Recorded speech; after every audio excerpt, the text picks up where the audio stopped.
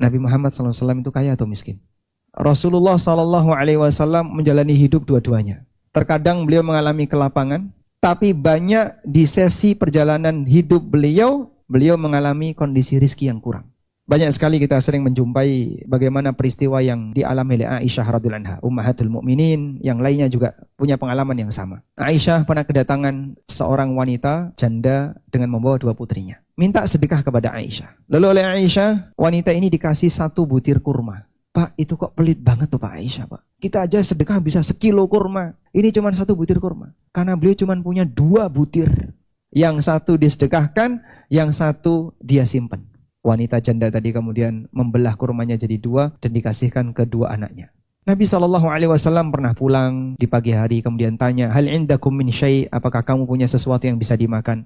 Aisyah mengatakan, la ya Rasulullah, enggak ada yang bisa dimakan di rumah ya Rasulullah. Kemudian Nabi SAW mengatakan, idzan asum, kalau begitu aku tak puasa. Banyak sesi masa hidupnya Nabi SAW dalam kondisi beliau itu membutuhkan dari sisi materi.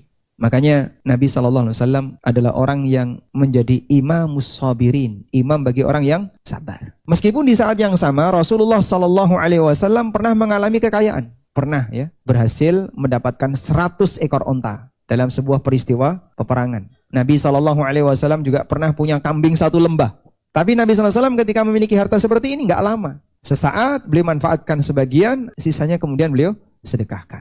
Sampai satu ketika saat beliau tidur di sebuah gubuk, para sahabat keluar masuk untuk menjenguk Rasulullah SAW. Hingga Umar radhiyallahu anhu ketika masuk, kemudian beliau melihat ke arah belakang di dapur, hanya ada sebuah mangkok isinya air, nggak ada makanan. Nabi SAW terbangun dalam posisi punggung beliau ngecap tikar yang dipakai untuk alas tidur. Umar menangis. Ditanya oleh Rasulullah SAW, "Ma yubki?" Apa yang menyebabkan kamu menangis? Kemudian Umar mengatakan, ya Rasulullah, di sana ada raja Romawi yang seperti itu kondisinya, di sana ada raja Persia yang seperti itu kondisinya, tapi Anda yang merupakan pemimpin kaum muslimin seperti ini keadaannya.